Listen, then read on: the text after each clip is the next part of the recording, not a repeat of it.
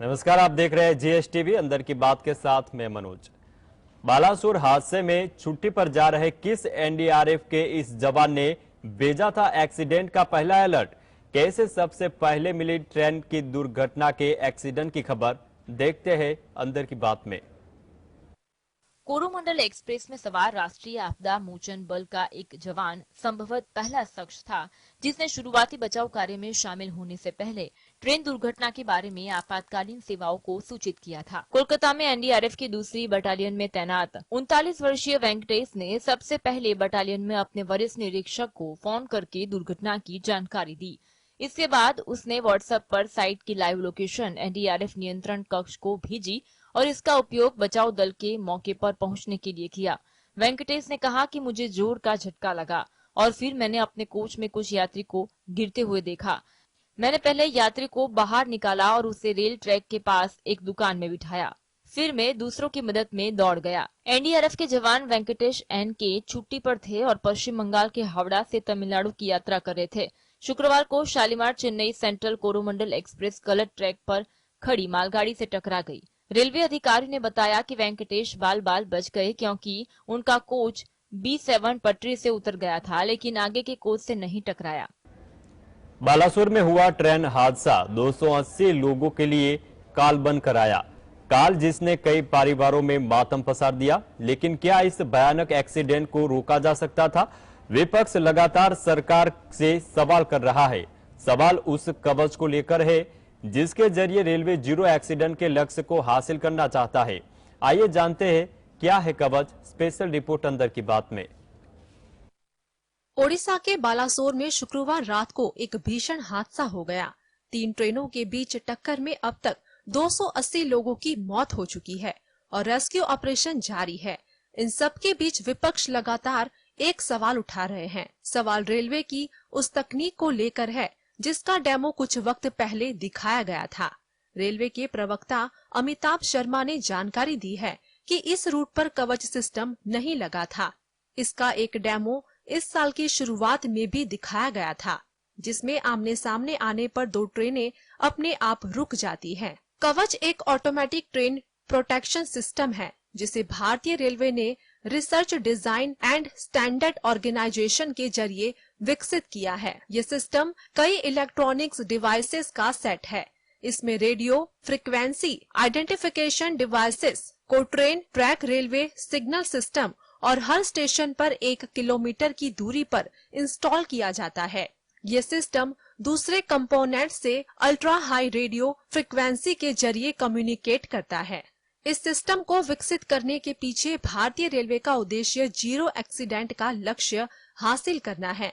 इसका पहला ट्रायल 2016 में किया गया था। पिछले साल इसका लाइव डेमो भी दिखाया गया था। Bureau report, GST. उड़ीसा में हुए गमतवार हादसे के बाद रेल मंत्री अश्विनी वैष्णव अब राजनीति में फंस गए हैं। एक और विपक्ष ने रेल मंत्री अश्विनी वैष्णव के इस्तीफे की मांग की है और दूसरी तरफ अब उनकी पार्टी के बीजेपी के नेताओं में भी सुगबुगाहट शुरू हो गई है। क्या मानना है बीजेपी नेताओं का? रेल मंत्री को इस्तीफा दे देना चाहिए? देखते हैं रिपोर्ट अंदर की बात में। ओडिशा में हुए गमख्वार हादसे के बाद रेल मंत्री अश्विनी वैष्णव अब राजनीति में फंस गए हैं। विपक्ष ने यहां तक मांग की कि वैष्णव को नैतिक जिम्मेदारी स्वीकार करनी चाहिए और इस्तीफा देना चाहिए। भाजपा में वैष्णव के खिलाफ सुगबुगाहट भी शुरू हो गई है। बीजेपी नेता का यह भी मानना है कि अश्विनी वैष्णव के पास रेल मंत्रालय वापस लेने की जरूरत है। बीजेपी नेताओं का कहना है कि वैष्णव के पास फिलहाल रेलवे, कम्युनिकेशन और इलेक्ट्रॉनिक्स एंड इंफॉर्मेशन टेक्नोलॉजी नाम के 3 अहम पोर्टफोलियो हैं। ये तीनों विभाग बहुत महत्वपूर्ण है और प्रत्येक विभाग के लिए एक अलग वरिष्ठ मंत्री की आवश्यकता होती है। अश्विनी वैष्णव न तो वरिष्ठ है और न ही सक्षम, लेकिन मोदी उन्हें पसंद करते हैं क्योंकि वे एक सरकारी अधिकारी रहे हैं। अश्विनी वैष्णव भी इस बात को भली भांति जानते हैं, इसलिए दुष्प्रचार कर गाड़ी गिरा देते हैं। अन्यथा उनके पास इतना समय नहीं होता कि वे एक ही मंत्रालय को सेवा समर्पित कर सके। Bureau report, GSTV. Paschim Bangal के मुख्यमंत्री ममता बनर्जी ने कहा कि यह अब तक का सबसे बड़ा रेल हादसा है। ऐसा ही हादसा 1981 में भी हुआ था। इस ट्रेन में एंटी कोलिशन डिवाइस नहीं था। अगर वह होता तो यह हादसा नहीं होता। इसके साथ ही रेल मंत्री अश्विनी वैष्णव के साथ ममता बनर्जी का क्या हुआ विवाद, देखते हैं स्पेशल रिपोर्ट अंदर की बात में। पश्चिम बंगाल की मुख्यमंत्री ममता बनर्जी ओडिशा के बालासोर में ट्रेन दुर्घटना स्थल पर पहुंची थी। इस दौरान ममता बनर्जी ने कहा कि मेरे हिसाब से यह रेल हादसा रेलवे में कोऑर्डिनेशन गैप के चलते हुए हुआ है। इस दौरान ममता बनर्जी और रेल मंत्री अश्विनी वैष्णव के बीच दुर्घटना में मरने वालों की संख्या को लेकर विवाद हो गया।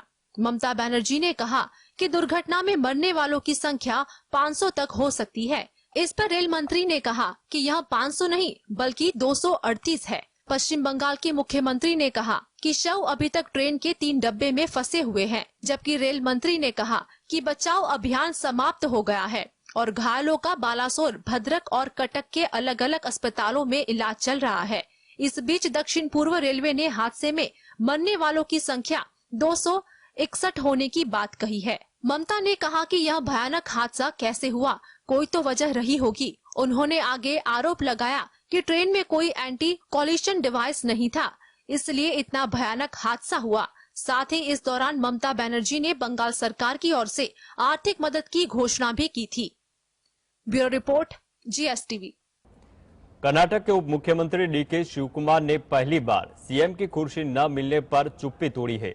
उन्होंने कहा कि उन्हें आलाकमान ने धैर्य रखने को कहा था और इस फैसले के आगे मुझे झुकना पड़ा। सिद्धारमैया के अलावा डीके शिवकुमार भी कर्नाटक के मुख्यमंत्री पद के दावेदार थे। कैसे छलका डीके शिवकुमार का दर्द, देखते हैं रिपोर्ट अंदर की बात में। कांग्रेस के कदावर नेता और कर्नाटक के उप मुख्यमंत्री डीके शिवकुमार ने पद संभालने के बाद पहली बार अपने निर्वाचन क्षेत्र कनकपुरा का दौरा किया। स्वागत से गदगद लिखे शिवकुमार ने अपने समर्थकों को बताया कि कांग्रेस अध्यक्ष मल्लिकार्जुन खड़गे और गांधी परिवार के सदस्यों की सलाह के बाद उन्हें सीएम पद की दावेदारी छोड़नी पड़ी। अपने समर्थकों को संबोधित करते शिवकुमार ने कहा, आपने मुझे मुख्यमंत्री बनाने के लिए बड़ी संख्या में वोट दिया, लेकिन क्या करे, एक निर्णय किया गया था। राहुल गांधी, सोनिया गांधी और मल्लिकार्जुन खड़गे ने मुझे कुछ सलाह दी, मुझे उनकी बातों पर सिर झुकाना पड़ा। अब मुझे धैर्य रखकर प्रतीक्षा करनी चाहिए, लेकिन आप सबकी जो भी इच्छा है वह व्यर्थ नहीं जाएगी। हमें सब्र करना चाहिए। मैं इस समय आपको केवल यही बताना चाहता हूँ। कर्नाटक विधानसभा चुनाव में कांग्रेस को मिले शानदार जनादेश के बाद सिद्धारमैया और डीके शिवकुमार दोनों नई दिल्ली पहुँचे थे और सीएम पद के लिए दावेदारी पेश करते हुए आला कमान के साथ कई बैठकें की। हालांकि कई दौर की चर्चा के बाद कांग्रेस आलाकमान ने सिद्धारमैया के नाम पर ही मुहर लगा दी। केपीसीसी अध्यक्ष डीके शिवकुमार को डिप्टी सीएम पद के लिए संतोष करना पड़ा था। Bureau report. पटना में 12 जून को विपक्षी दलों की बैठक है। नीतीश कुमार ने इस बैठक के लिए सभी दलों को न्योता दिया है। पिछले महीने कांग्रेस ने कहा था कि वह इस बैठक में शामिल होगी, लेकिन शनिवार को बिहार कांग्रेस के अध्यक्ष ने बताया कि इस बैठक में न तो राहुल गांधी शामिल होंगे और न ही मल्लिकार्जुन खड़गे। क्या विपक्षी एकता में कांग्रेस नहीं होगी शामिल, देखते हैं रिपोर्ट अंदर की बात में। विपक्षी एकजुटता को लेकर नीतीश कुमार की पहल को कांग्रेस ने बड़ा झटका दे दिया है। नीतीश ने 12 जून को पटना में सभी विपक्षी दलों के नेताओं की बैठक बुलाई है। इस महाबैठक में कांग्रेस के राष्ट्रीय अध्यक्ष मल्लिकार्जुन खड़गे और राहुल गांधी शामिल नहीं होंगे। प्रदेश कांग्रेस के अध्यक्ष अखिलेश प्रसाद सिंह ने शनिवार को इस बात की पुष्टि की। बिहार कांग्रेस अध्यक्ष ने कहा कि राहुल गांधी विदेश दौरे पर है और 12 जून तक उनके देश में वापस लौटने का कार्यक्रम नहीं है। इस मामले में नीतीश कुमार से पहले ही राहुल गांधी की बातचीत हो चुकी थी। वहीं मल्लिकार्जुन खड़गे के शामिल होने के सवाल पर उन्होंने कहा कि हमारी पार्टी की तरफ से किसी बड़े राज्य के मुख्यमंत्री और सीनियर लीडर ही 12 जून की बैठक में शामिल होंगे। बिहार प्रदेश कांग्रेस कार्यालय सदाकत आश्रम में शनिवार को पार्टी नेताओं की बैठक बुलाई गई थी। इस बैठक में एक तरफ जहां पार्टी के विधायक दल के नए नेता को चुना गया, तो वहीं दूसरी तरफ अखिलेश प्रसाद सिंह ने साफ कर दिया कि 12 जून की बैठक में राहुल गांधी और खड़गे में से कोई भी एकजुटता बैठक में शामिल नहीं होंगे। Bureau report, GSTV।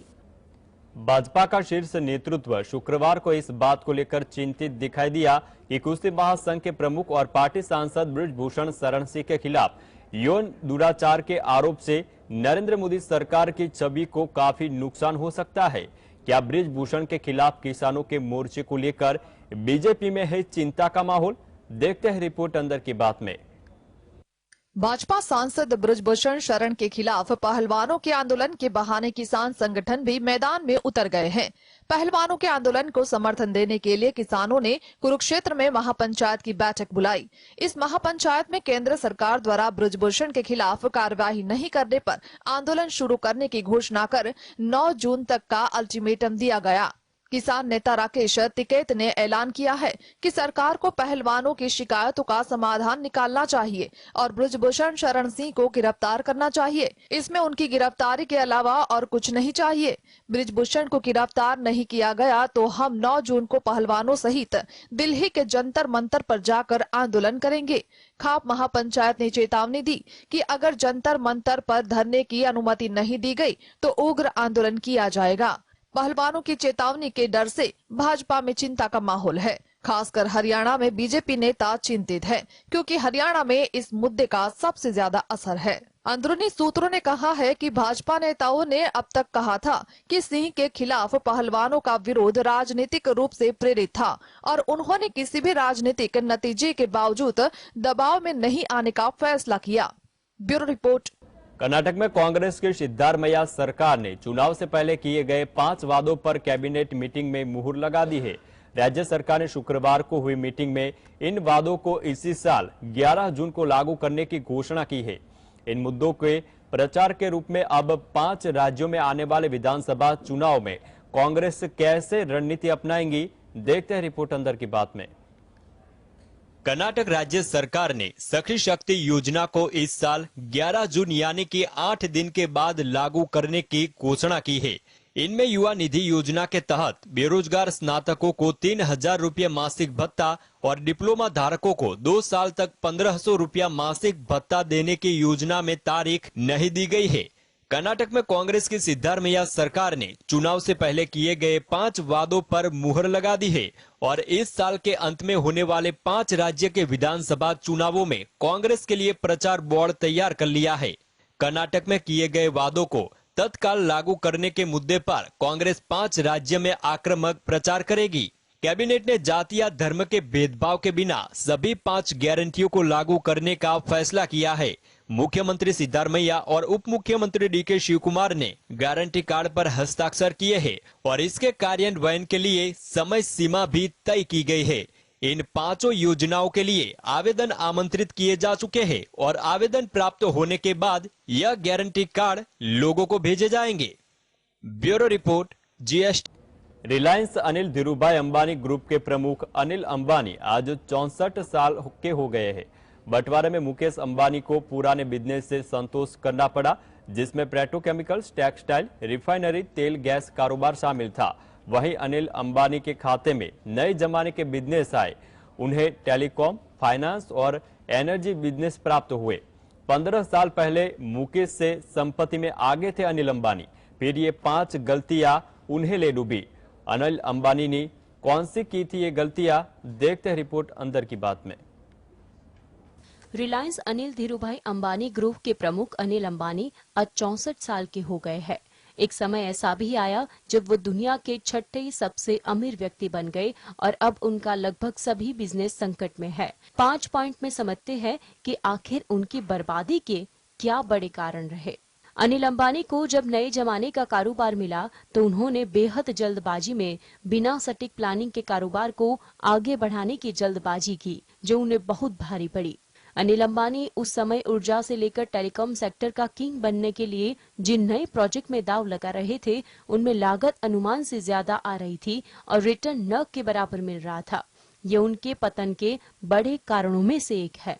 Anil Ambani के पतन के कई कारणों में से एक उनका किसी एक कारोबार पर पूरी तरह फोकस न करना रहा। उन्हें परियोजनाओं को पूरा करने के लिए एडिशनल एक्टिविटी और देनदारों से कर्ज लेना पड़ा। अनिल अंबानी द्वारा ज्यादातर बिजनेस से जुड़े फैसले महत्वाकांक्षा के फेर में पड़कर लिए गए थे। एक और जहां अनिल अंबानी अपनी कंपनियों के फायदे का सौदा बनाने में कामयाब नहीं हो सके, तो दूसरी ओर उनके बड़े भाई मुकेश अंबानी ने अपनी सूझबूझ और सही रणनीति के चलते ग्रुप के पुराने कारोबार को रफ्तार दी। ब्यूरो रिपोर्ट, एलोन मस्क ने ट्विटर को खरीदकर सोशल मीडिया प्लेटफॉर्म पर एंट्री कर ली है। अब मार्क जकरबर्ग ट्विटर जैसा ही एक सोशल मीडिया प्लेटफॉर्म लाकर उन्हें टक्कर देने की तैयारी में है। इस प्लेटफॉर्म पर यूजर्स को ट्विटर की तरह ही टेक्स्ट पोस्ट करने की सुविधा मिलेगी। साथ ही इसे इंस्टाग्राम से भी जोड़ा जा सकता है। आइए जानते हैं अंदर की बात में।